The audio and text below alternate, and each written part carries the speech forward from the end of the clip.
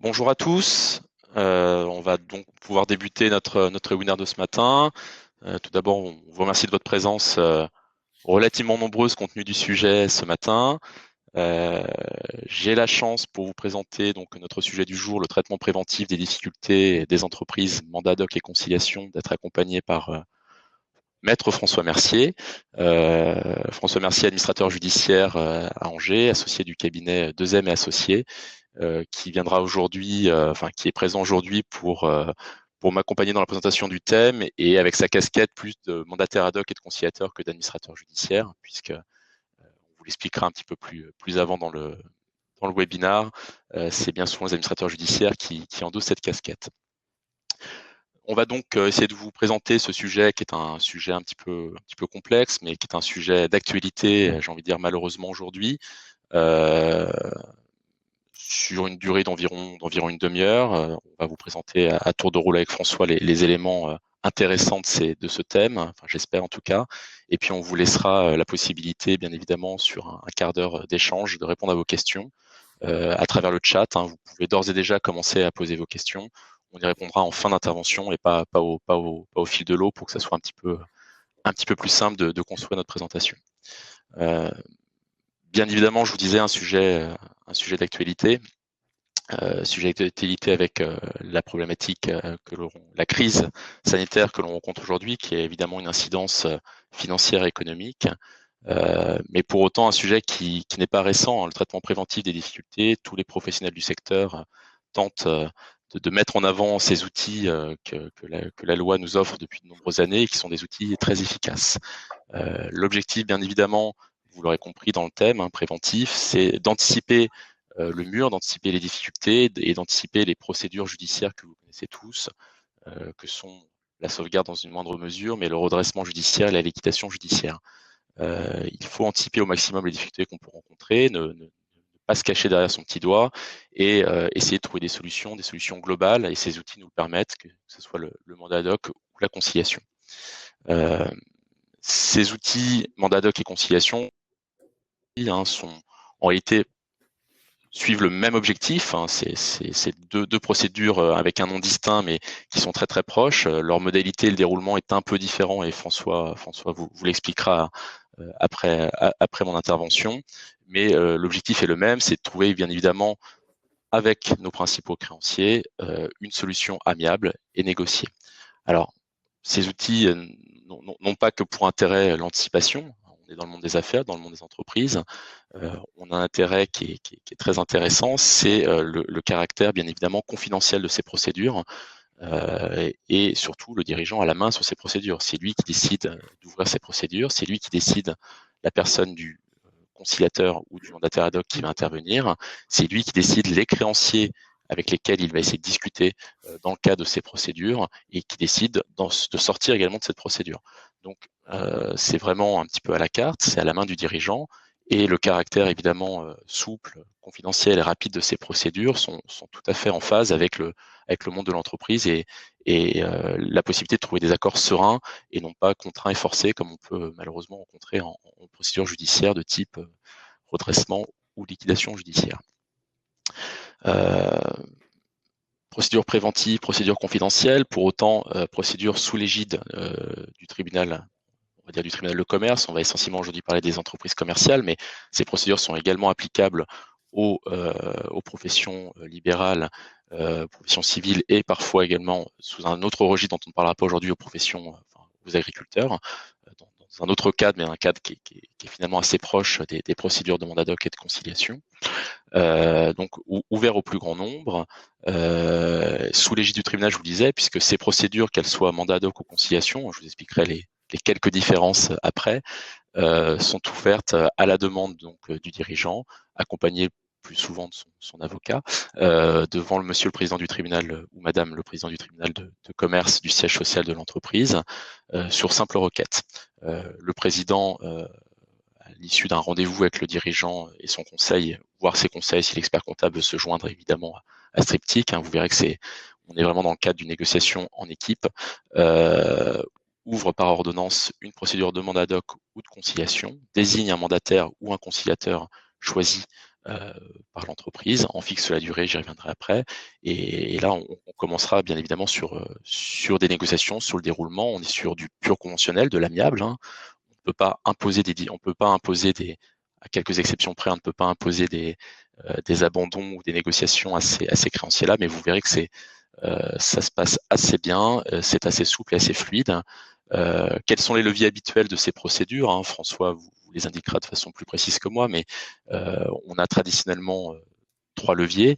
Le levier auquel on pense en premier lieu, c'est bien évidemment le levier bancaire ou le levier des établissements financiers au sens large, hein, crédit bailleur notamment, où on va essayer de négocier du maintien du court terme, de situation découvert. On va négocier évidemment du moyen terme avec un échelonnement ou des moratoires ou des franchises. Et puis, pourquoi pas, François vous l'expliquera également, un petit peu d'argent frais, hein, ce qu'on appelle la new money dans le cadre de ces discussions-là.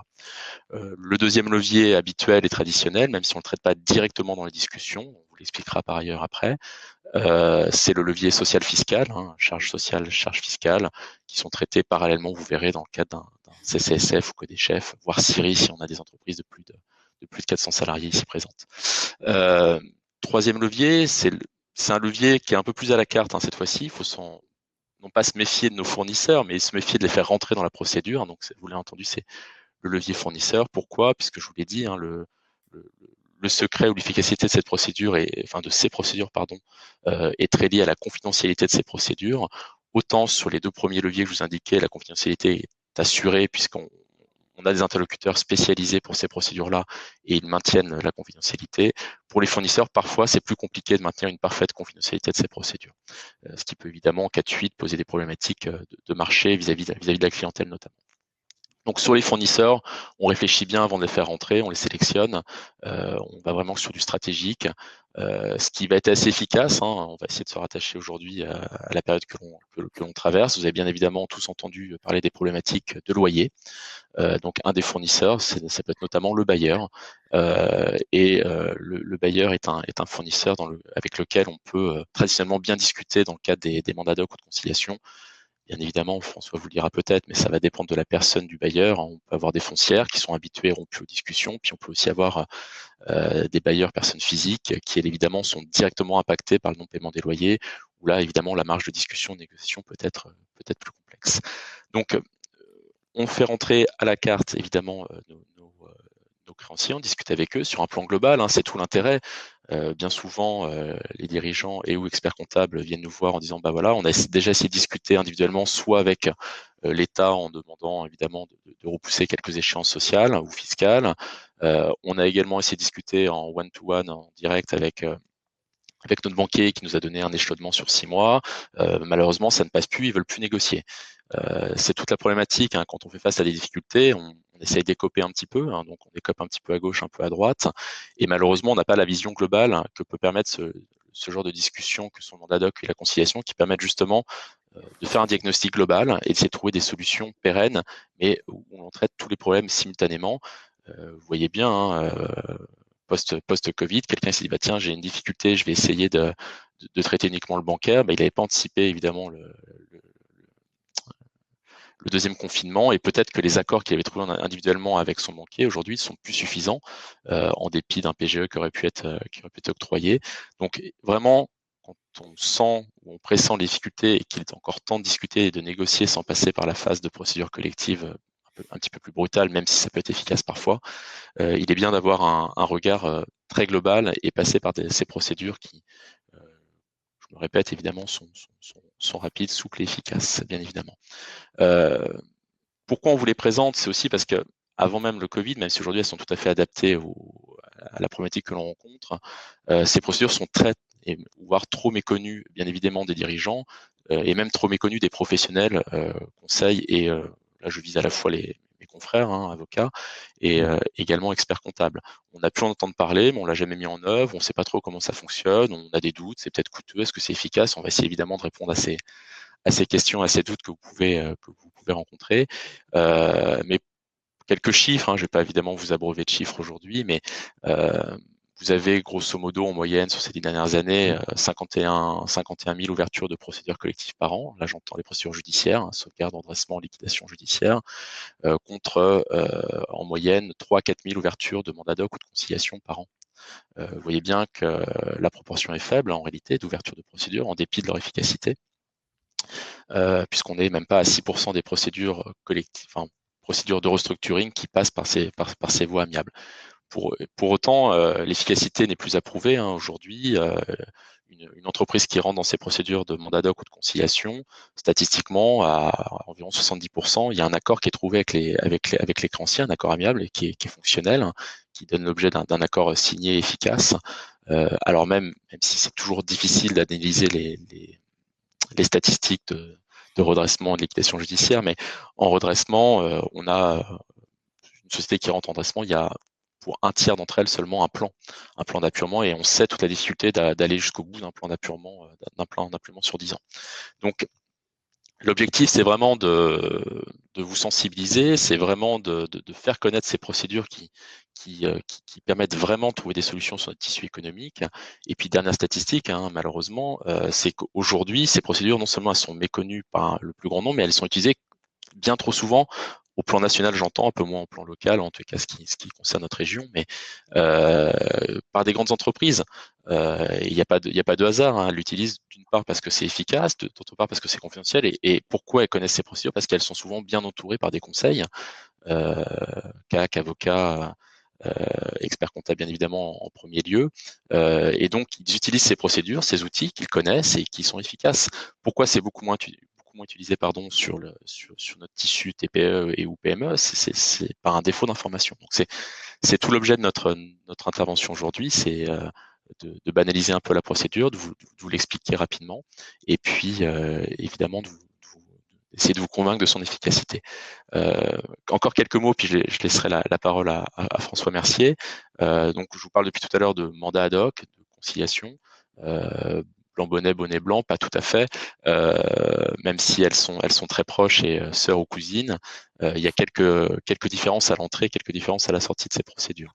Le mandat ad hoc, qui est vraiment la procédure la plus souple, purement prétorienne, hein. Le tribunal de commerce de Paris, il y a une vingtaine d'années, a mis en place ces procédures avant même qu'elles soient codifiées par le législateur, où en réalité, on peut rentrer dans cette procédure de mandat ad hoc dès qu'on rencontre une difficulté de tout type, hein, économique, financière, juridique. On peut connaître le mandat ad hoc en cas de conflit d'associés notamment.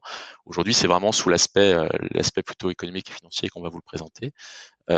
Donc très souple, pas de durée. On peut être en mandat ad hoc et faire entrer qui on veut, et il a une durée quasi illimité, si ce n'est le temps où les créanciers acceptent de moratorier ou de différer l'exécution de leur créance.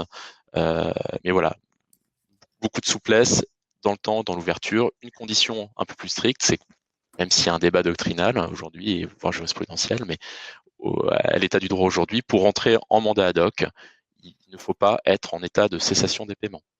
D'où l'intérêt évidemment d'anticiper, puisque parfois malheureusement le dirigeant ne se réveille que la veille de l'état de cessation des paiements, ou alors une fois que l'état de cessation des paiements est déjà consommé. Donc pour pouvoir bénéficier de cette procédure qui permet très rapidement, de façon amiable, de bloquer l'exigibilité de vos créances, il ne faut pas être en état de cessation des paiements, d'où l'intérêt vraiment d'être attentif aux signaux faibles, et bien souvent c'est bien évidemment le dirigeant, le banquier qui peut attirer l'attention, mais également l'expert comptable qui est au plus proche de l'entreprise. Quelques différences évidemment avec la conciliation. La conciliation, à peu près le même cadre juridique, mais cette fois-ci, on peut rentrer en conciliation alors même qu'on est en état de cessation des paiements depuis moins de 45 jours. Pourquoi ce delta de 45 jours, hein? Tout simplement parce que la loi oblige le dirigeant à rentrer en procédure judiciaire de type redressement judiciaire s'il est consommé son état de cessation des paiements depuis plus de 45 jours. Donc, au 46e jour, de toute façon, vous n'avez pas le choix théoriquement que d'aller en redressement judiciaire.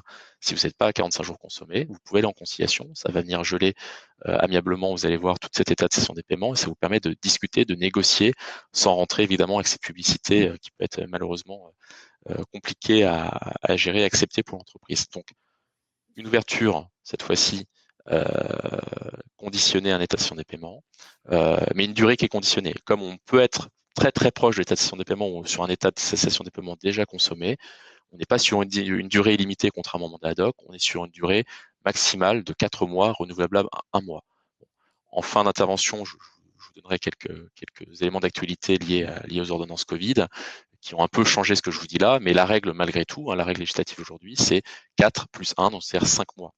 Quelle est la pratique à cet égard? François vous le dira encore mieux que moi, c'est que bien évidemment, les discussions de 4 mois, ça peut parfois être un peu court, contrairement à ce qu'on imagine. Il faut informer les créanciers que l'on fait rentrer dans nos procédures, il faut les réunir, il faut discuter, proposer, contre-proposer des accords et régulariser un accord in fine.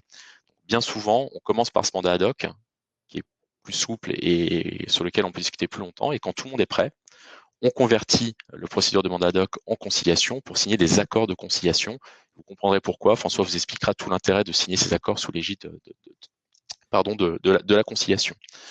Voilà pour la première partie, en tous les cas, ce que je voulais vous présenter à titre de propos introductif et liminaire. Maintenant, je vais laisser la main à François.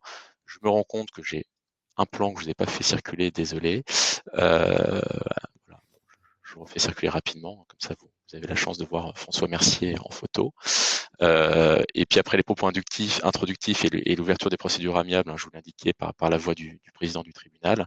Je vais laisser maintenant à François, qui est vraiment le professionnel des discussions en l'espèce, ce tiers de confiance que l'on choisit, que l'on rémunère, on y reviendra après également, qui vous expliquera le déroulement concret de ces procédures amiables et puis bien évidemment les accords, puisque le but c'est quand même de sortir de ces procédures amiables par un accord négocié et fonctionnel. François, je te laisse la parole. Oui, merci. Bonjour à tous. Donc moi, je vais évoquer deux points, le déroulement des négociations et ensuite la finalisation de ces négociations. Alors, pour revenir sur ce qu'a dit Guillaume, il faut bien comprendre que ce mandat ad hoc et conciliation, ce sont deux outils qui sont, un, confidentiels et deux, complètement à la main du dirigeant. Très souple, ça permet, je dirais, d'anticiper les difficultés sans que ça se sache par l'environnement économique. Je reviendrai parce que c'est un point qui est important.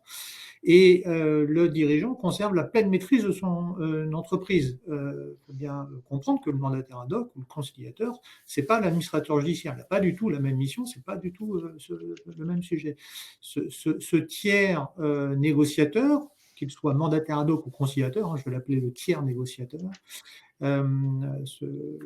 a pour objectif de trouver un accord équilibré, qui n'est pas d'ailleurs nécessairement égalitaire entre les créanciers, mais qui doit être équilibré entre l'entreprise et ses créanciers, permettant le rebond de la société. Celle-ci connaît des difficultés bien souvent conjoncturelles de trésorerie à très très très court terme ou à court ou moyen terme, et il est nécessaire de prendre des mesures rapides. Le mandat ad hoc à conciliation répond à ces difficultés-là. Pour pouvoir trouver cet accord équilibré, il va falloir instaurer un climat de confiance avec les partenaires. J'y reviendrai, partenaires bancaires, crédit bailleurs, mais la confiance entre les parties est essentielle. Et pour autant, le climat de confiance peut être dégradé lorsque le mandataire ad hoc ou le conciliateur intervient. Dégradé parce que les relations entre l'entreprise, le chef d'entreprise et les banques, directeurs d'agence chargés, se sont tendues en raison d'impayés, en raison d'une visibilité sur le business qui est délicate. Et un dialogue doit être réinstauré.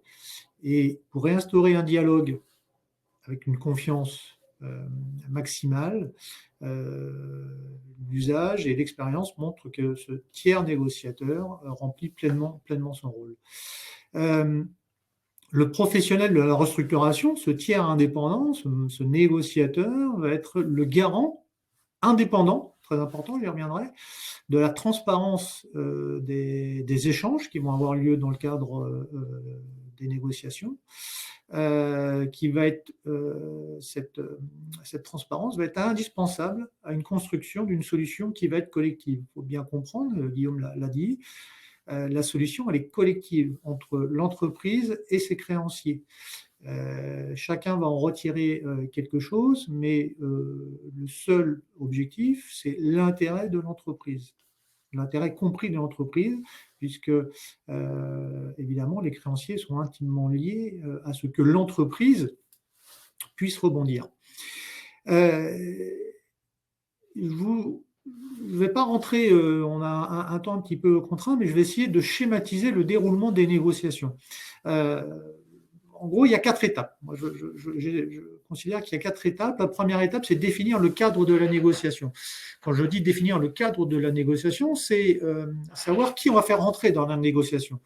Bien souvent, on va parler de créanciers, donc on va parler des banquiers d'un côté. Ça peut être aussi, alors quand je dis banques, qui ont des prêts, autorisation de découvert, billets de trésorerie, que sais-je encore. Ça peut être aussi des crédits bailleurs, mobiliers ou immobiliers. Et bien souvent, ça fait partie d'une sorte de pool de créanciers qui font l'objet je dirais, d'échanges collectifs. D'un autre côté, il peut y avoir aussi les organismes fiscaux et sociaux, administration fiscale pour la TVA, CFE, etc. Ça peut être aussi les organismes sociaux, URSSAF. On fait intervenir dans ce cas-là une commission spécialisée, qui est la commission des chefs des services financiers.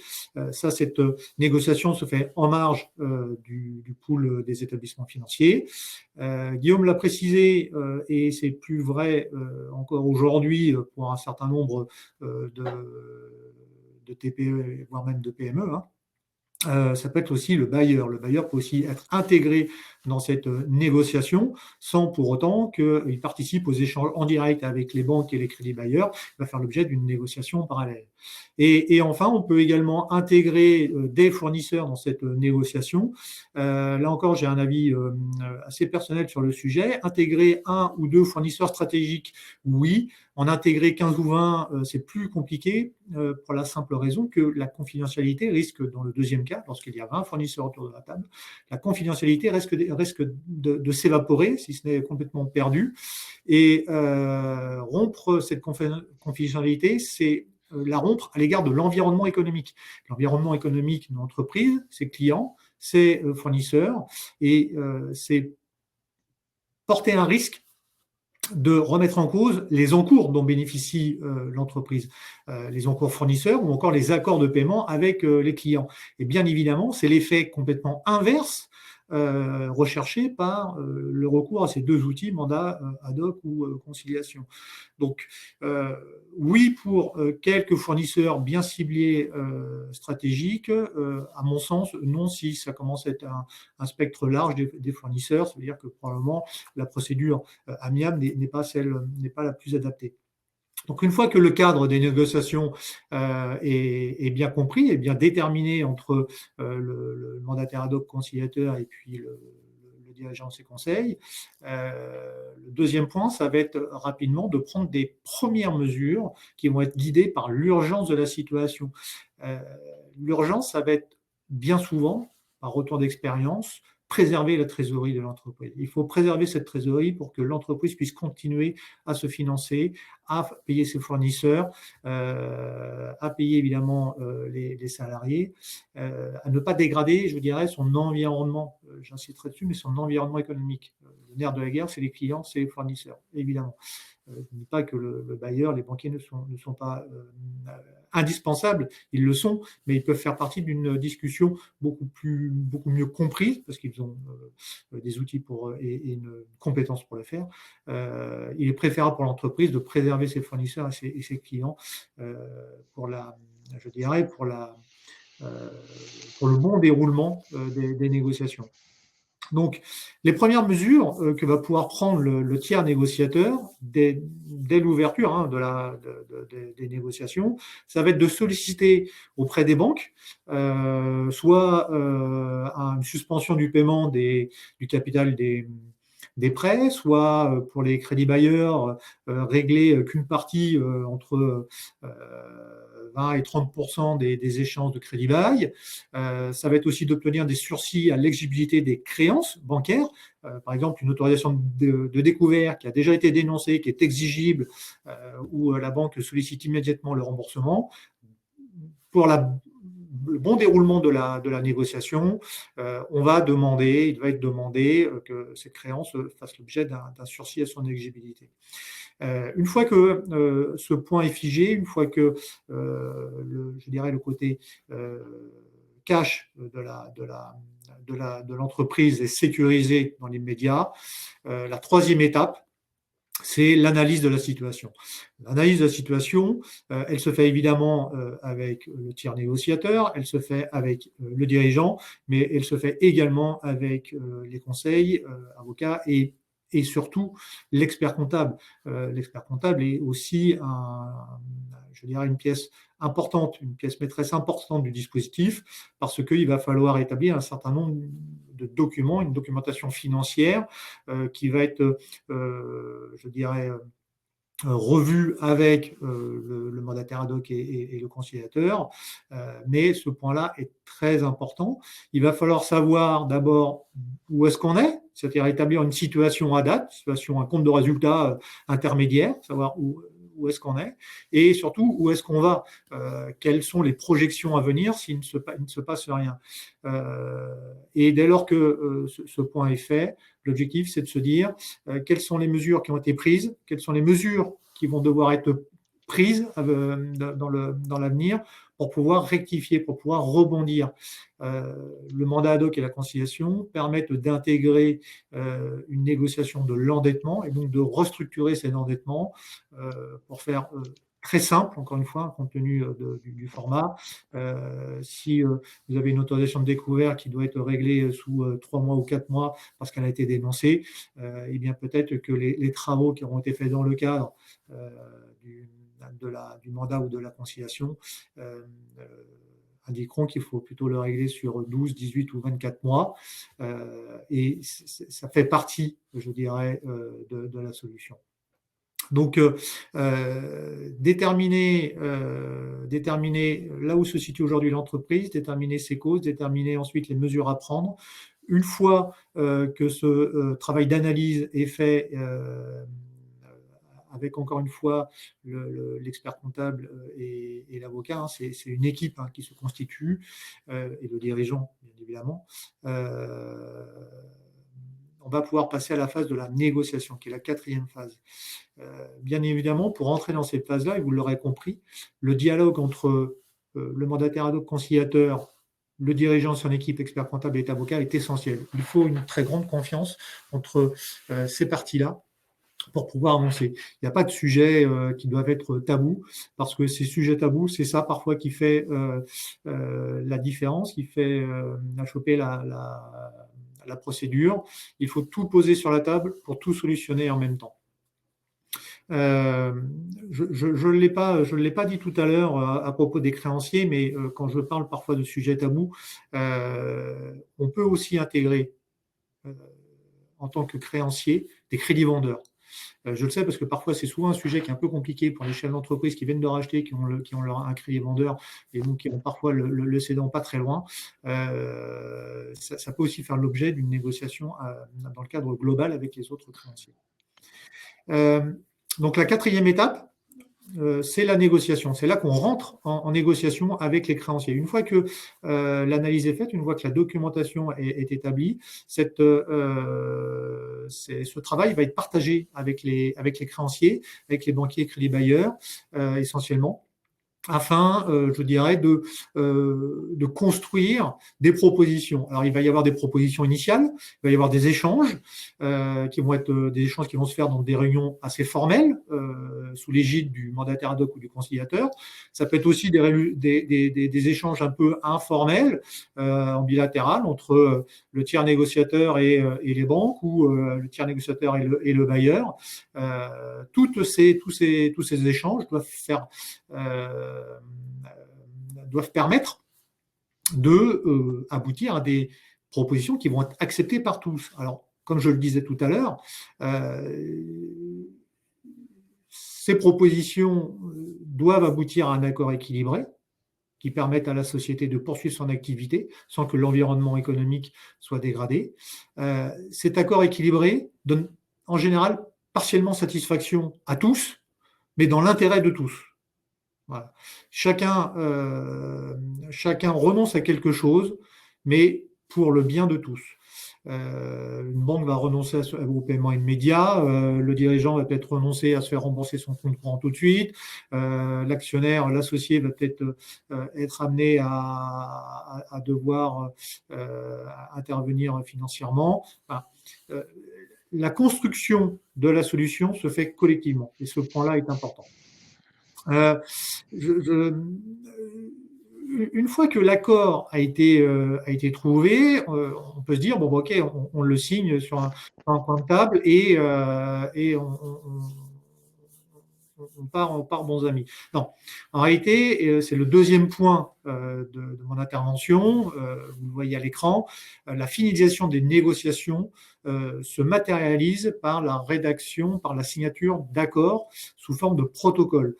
L'accord va être rédigé, signé par les parties sous la forme d'un protocole d'accord, une sorte de contrat, même si les banques demandent souvent la signature d'avenants ultérieurs, mais pour la mise à jour de leur documentation contractuelle. Mais ceci dit, l'accord qui va être signé entre les parties, bien souvent, une des conditions de la signature de cet accord va être de faire valider cet accord sous le sceau du président du tribunal ou du tribunal. Alors, ce sont deux techniques différentes. Alors, pourquoi, je dirais, faire valider ces accords sous le sceau judiciaire? Ça permet à tous, et notamment aux créanciers, mais il faut le dire aussi à l'entreprise, d'encadrer les accords dans un cadre juridique sécurisé. Alors là, deux points, mais je vais aussi là les schématiser. D'un côté, l'accord peut être constaté ou alors il peut être homologué. Je vais surtout m'intéresser à l'accord constaté parce que c'est ce que l'on voit pour les TPE et PME la plupart du temps. Un accord constaté, c'est le fait pour le mandataire ad hoc ou le conciliateur, bien souvent d'ailleurs le conciliateur, parce que la constatation et l'homologation ne peuvent se faire que dans le cadre d'une conciliation. C'est pour ça que Guillaume évoquait que je dirais que les trois premières phases évoquées, le cadre de la négociation, l'information et l'analyse des négociations se passaient dans le mandat ad hoc. Et une fois que on a cet accord, on le finalise et on le rédige dans la conciliation. Parce que la conciliation permet donc au mandataire ad hoc et au conciliateur de présenter l'accord au président du tribunal de commerce qui va le constater, c'est-à-dire qu'il va rendre une décision judiciaire en constatant l'existence de cet accord. Le fait de le constater va, comme je l'indiquais, permettre une sécurité pour tous, mais rassurez-vous, la constatation ne rompt pas la confidentialité de l'accord. C'est-à-dire que l'ordonnance qui va être rendue, elle n'est rendue que par le président, il n'y a pas d'audience publique. L'ordonnance n'est pas publiée, ne fait pas l'objet d'une publication particulière. Elle est communiquée aux parties, c'est-à-dire aux dirigeants et aux créanciers principaux, c'est-à-dire bien souvent les établissements financiers, banques et crédits bailleurs. Ça, c'est ce que l'on voit le plus souvent, c'est la constatation. Il arrive aussi qu'il puisse y avoir une homologation de l'accord. Là, l'homologation de l'accord, c'est lorsque vous avez un créancier qui a apporté de l'argent frais, ce qu'on appelle de la new money, un banquier qui va faire un prêt dans le cadre de la conciliation, peut demander à avoir cette homologation par le tribunal, cette fois-ci, pas par le président, par le tribunal. Donc là, il y a une audience. Et cette homologation va faire l'objet d'une inscription au cabis de la société. Donc on rompt là, cette fois-ci, un peu la confidentialité. Mais là, la contrepartie de ça, c'est que le prêteur qui a remis de l'argent, au moment où l'entreprise a le plus de difficultés, ce prêteur bénéficie d'un privilège en cas de défaillance future, que l'on ne souhaite pas évidemment, mais c'est une garantie que demande le créancier.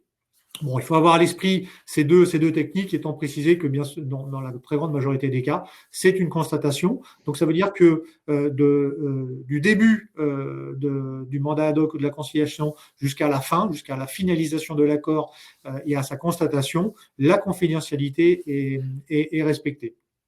Donc ce point est à mon sens le plus important. Hein. Et je pense que cette confidentialité est probablement la raison aussi qu'indiquait Guillaume, le fait que ce ne soit pas mandat ad hoc et conciliation ne soit pas plus souvent utilisé, c'est parce que justement c'est confidentiel et que l'environnement économique, fournisseurs, clients, vous êtes tous fournisseurs, vous êtes tous clients de quelqu'un qui potentiellement a négocié dans un cadre de mandat et des conciliations, qui a fait l'objet d'une restructuration de son endettement, mais vous n'étiez pas au courant parce que l'environnement économique a été féminin. Voilà. Donc voilà pour mon intervention, pour rester un peu dans le format de ce webinaire. Merci François. En effet, la confidentialité, c'est vraiment la clé du succès. Bon, les avocats sont bavards, mais visiblement les administrateurs mandataires ad hoc sont encore plus bavards. Donc on a déjà bien avancé dans le temps, il nous reste encore 10 minutes. Je vais juste ajouter un dernier thème et je vais vraiment le balayer en une minute pour qu'on ait un temps d'échange si vous le souhaitez, et puis un temps pour pouvoir préciser certains points qui ont été indiqués soit par moi, soit par François, notamment sur l'exécution de ces protocoles. Il vous aura pas échappé qu'on est en période Covid, qu'en période Covid, il y a eu un bon nombre d'ordonnances qui sont intervenues depuis le mois de mars, et il y a eu quelques ordonnances spécifiques aux entreprises en difficulté et encore plus spécifiquement sur les procédures préventives qu'on nous présente aujourd'hui. Schématiquement et très rapidement, il y a eu 4 points sur les conciliations. Un qui n'est plus d'actualité aujourd'hui, puisque l'ordonnance avait permis finalement de différer la date de l'état de cessation des paiements. Et en différant ça, ça permettait d'ouvrir finalement plus de conciliations, alors même qu'on était depuis plus de 45 jours en état de cessation des paiements. Ça c'était valable jusqu'au 24 août, ça ne l'est plus. Peut-être que dans le cadre des nouvelles ordonnances qui vont intervenir les prochains jours, on va réactiver ce processus, mais c'est pas le cas aujourd'hui. Les 3 autres, c'est quoi? C'est la durée de la conciliation, on vous l'avait dit.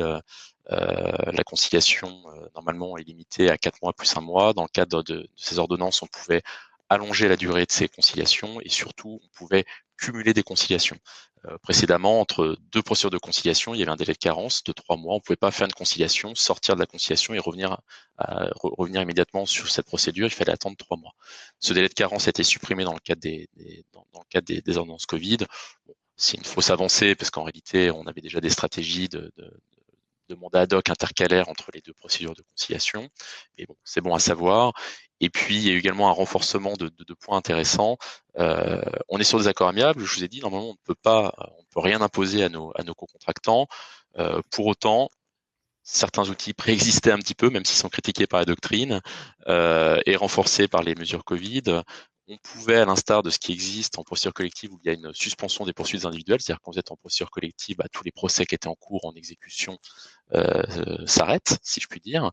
Et ben là, individuellement, pour un créancier, on pouvait solliciter le président du tribunal pour qu'il vienne finalement prononcer cette suspension des poursuites individuelles. Et puis, on pouvait également imposer, sans passer par la voie du tribunal, mais uniquement par le président du tribunal qui a ouvert la procédure de conciliation, des délais de grâce pouvant aller jusqu'à 24 mois. Ça veut dire que si jamais on avait un créancier un peu récalcitrant qui continuait à mettre en œuvre des mesures d'exécution, on pouvait et on peut encore plus le stopper aujourd'hui. Voilà à peu près sur les mesures Covid. Il nous reste encore un petit peu de temps. J'ignore si je remercie François, bien évidemment. Je remercie également Clémence qui fait le modérateur aujourd'hui et Sophie qui nous a aidé évidemment à préparer l'intervention. J'ignore si vous avez quelques questions à nous poser via le chat. Si c'est le cas, évidemment, on se fera un plaisir d'y répondre, soit François, soit moi, soit les deux. Et puis, s'il n'y a pas de questions immédiates, je me permettrai quelques précisions sur ce qui a été dit là. François, je ne sais pas si tu vois les questions. Non, a priori, pas de questions pour l'instant. Donc, c'est soit qu'on a été clair, soit qu'on vous a endormi. L'heure matinale ne s'y prête pas. Non, quelques éléments malgré tout de précision. Le coût de ces procédures, c'est souvent évidemment c'est une question récurrente, je me le permets François. Soit les gens connaissent pas ces procédures, quand ils les connaissent, ils se disent je vais peut-être pas y aller parce que je suis en difficulté, ça va me coûter de l'argent. c'est une question légitime, mais c'est une crainte qui l'est un petit peu moins. Évidemment, tout l'intérêt de cette procédure et les résultats de cette procédure vont venir finalement largement gommer le coût. Le coût, il y en a. Je vois qu'on a une question. Merci Pascal. Il y a évidemment des coûts. Alors le premier coût, c'est l'ouverture de la procédure. Puisque la procédure s'ouvre par voie de requête, comme je vous l'indiquais. Donc bien souvent, c'est l'avocat qui va rédiger cette requête. Donc, on peut intervenir soit sur du temps passé, soit sur des interventions forfaitaires. Alors, évidemment, on s'adapte à la taille de l'entreprise et aux difficultés, mais on est sur des coûts qui sont somme toute assez faibles sur l'ouverture. En tous les cas, sur la partie avocat, c'est assez faible à l'entrée. Il y a quelques coûts de greffe également. Le greffe demande toujours un petit peu d'argent dès qu'on le sollicite, mais je pense que sur les coûts de greffe, on doit être de l'ordre de 100 à 120 euros pour la procédure. Ensuite, pour ce qui concerne l'avocat, je laisserai la parole à François là-dessus, sur les coûts du mandataire. L'avocat, c'est un petit peu à la carte. Je vous dis, il y a l'ouverture où là, on va forfaitiser notre intervention en fonction des capacités du client. Il va y avoir évidemment l'accompagnement pendant les négociations. Donc là, l'avocat est présent ou pas présent. Ça va dépendre évidemment du déroulement de la négociation. Si ça négocie bien, en réalité, l'avocat se met un petit peu en retrait. Et puis après, il y a la rédaction des accords qui ont été cités par François, où là, bien évidemment, l'avocat va reprendre la plume pour rédiger les accords avec le mandataire ou le conciliateur. Donc là, il y aura quelques coûts également. À part ces coûts d'avocat, il peut y avoir bien évidemment des coûts de nos amis experts comptables, puisqu'on vous l'a dit, c'est un rôle pivot que l'expert comptable dans ces procédures, puisque les créanciers, pour être assurés, vont avoir besoin d'un petit peu de chiffres sur l'existant et puis sur des prévisionnels. Donc évidemment, la facturation de ces prévisionnels. Et puis après, il y a les coûts d'intervention du mandataire ou du conciliateur, mais ça, je vais laisser la parole à François. Oui, alors le mandataire et le conciliateur a un coût. C'est un prestataire de service, faut pas, évidemment.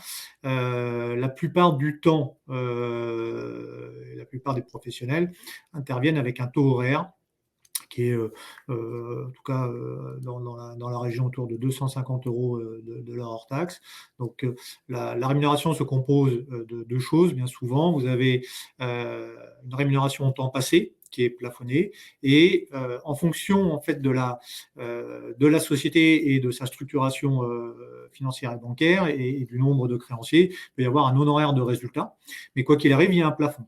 Alors bien souvent, bien évidemment, le coût pour une TPE ou pour une PME ne va pas être identique et il ne faut pas avoir à l'esprit les coûts qui peuvent être parfois connus sur des mandats ou des conciliations qui concernent des ETI ou des grandes entreprises. On n'est pas du tout sur ce niveau-là.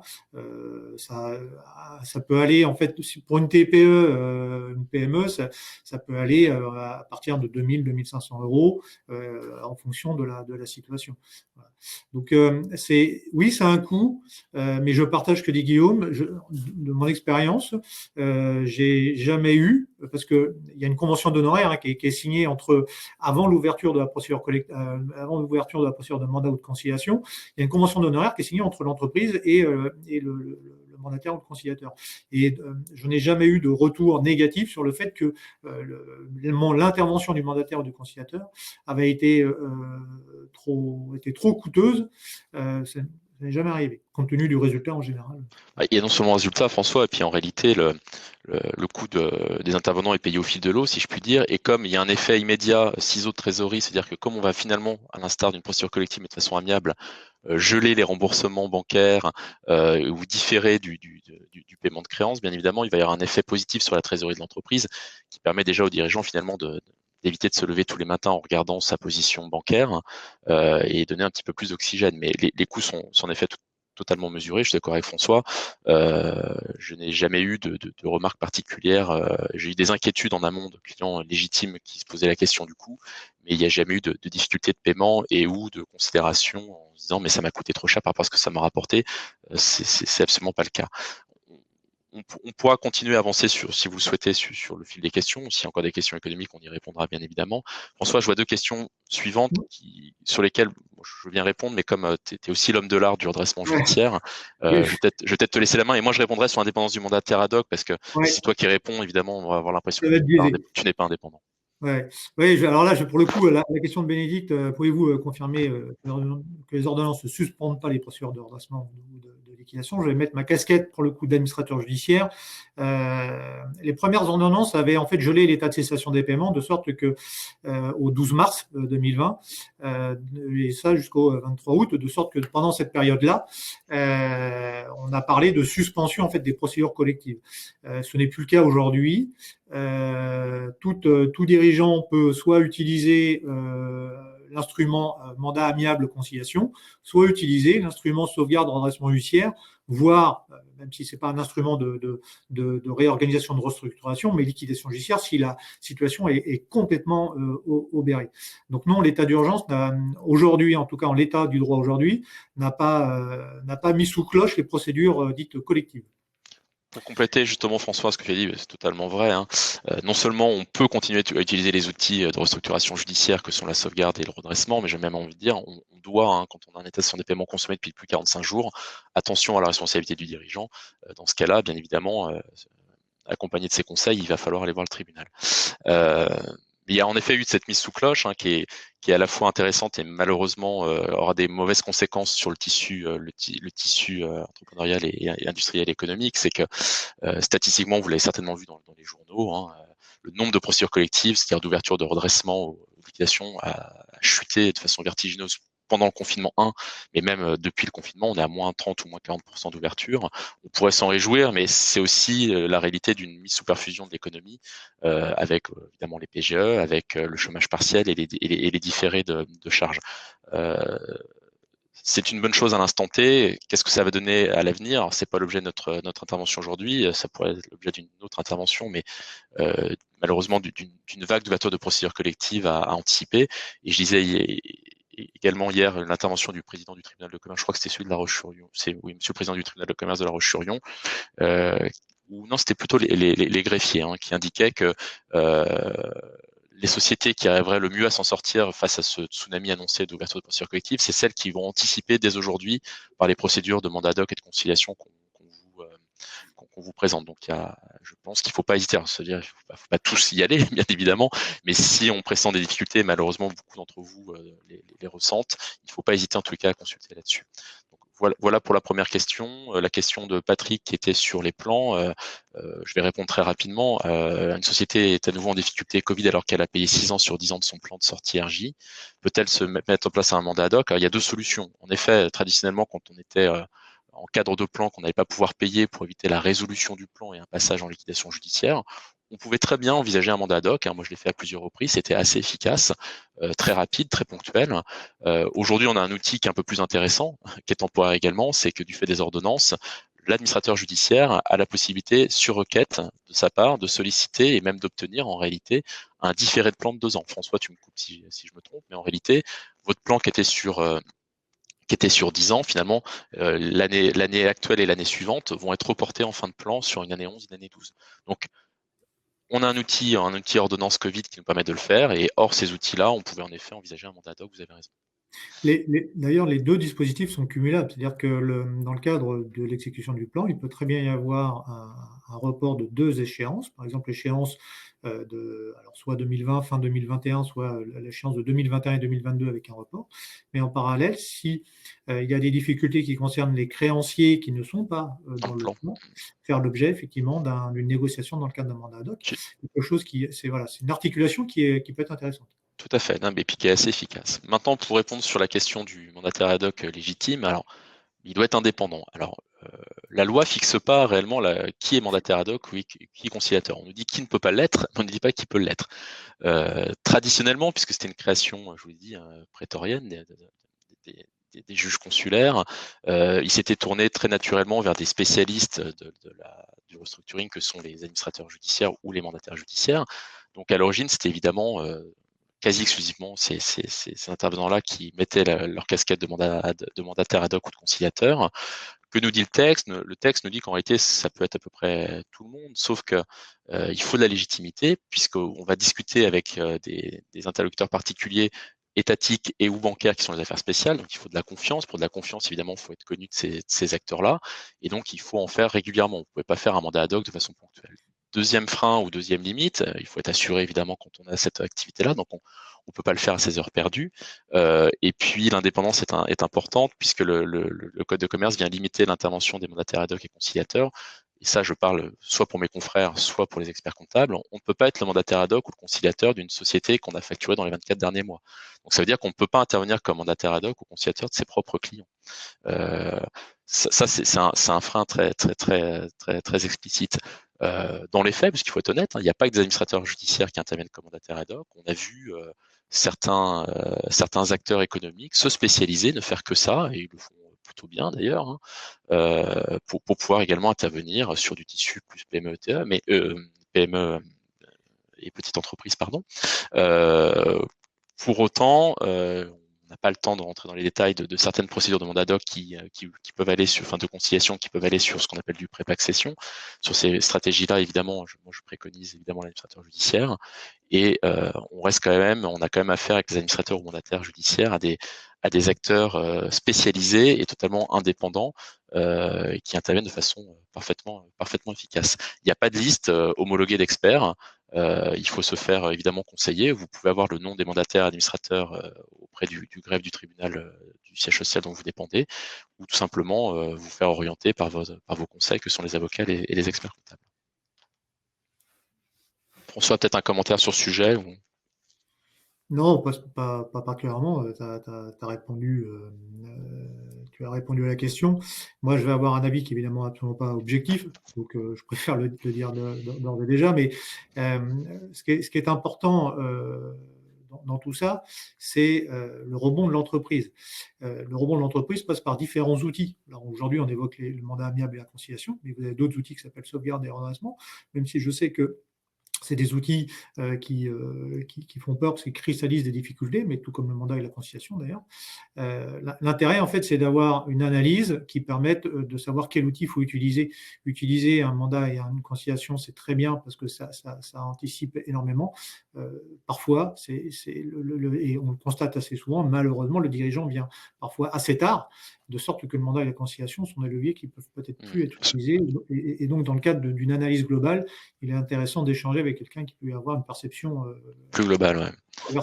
Ce que tu veux dire, François, c'est qu'en réalité, parfois, attention à ne pas ouvrir ces procédures préventives qui sont efficaces quand on vient suffisamment tôt, qui viendraient finalement obérer nos chances de restructuration dans un cas de sauvegarde ou de redressement judiciaire, puisqu'on y viendrait beaucoup trop tard. Si les procédures de redressement sont parfois un peu malmenées et inefficaces, c'est tout simplement parce qu'on les ouvre beaucoup trop tard. Et donc, la prévention, c'est important, et l'ouverture des procédures collectives, ça peut être important aussi. Ce sont des outils efficaces quand on les ouvre à temps. On a un petit peu dépassé le temps, j'en suis désolé, mais je vous remercie de votre attention, je vous remercie de vos questions également. Une fois encore, je remercie François Mercier d'avoir accepté de m'accompagner dans cette présentation. Bien trop succincte, évidemment, puisque 45 minutes, 50 minutes pour présenter ces outils-là, c'est très court. On était hier avec François à une formation professionnelle sur les mandats ad hoc et conciliation. Pour vous donner une idée, la formation a duré 7h15.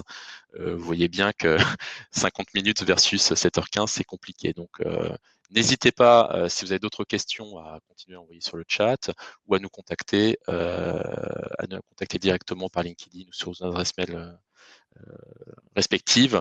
On n'hésitera pas à vous répondre. N'hésitez pas à vous rapprocher de vos conseils respectifs. Si nous ne sommes pas vos conseils, vous pouvez également aller les voir. Il n'y a pas de problème. Le but, c'est pas uniquement de vous capter, c'est de faire en sorte que vous soyez informés de ces procédures-là et que vous alliez voir les professionnels de ces procédures-là pour les ouvrir au bon moment. Et ça, c'est important. Dans cette période de crise, je pense que toutes ces mesures-là peuvent permettre de préserver au maximum notre tissu économique national et local également, c'est important. Les procédures en local, en tous les cas, pour les tribunaux qui nous concernent de façon très proche au Pays de la Loire, sont très ouverts à ces procédures-là. Et je pense qu'il faut ne pas hésiter à continuer à communiquer un maximum sur ces procédures-là. Voilà, je vous remercie. Encore une fois, merci à Clémence et à Sophie pour leur accompagnement également dans cette aventure du webinaire matinal du vendredi. Je vous souhaite une excellente journée, je vous souhaite un excellent week-end et puis à l'occasion de vous croiser. Merci François, à bientôt. Merci à tous. Au revoir.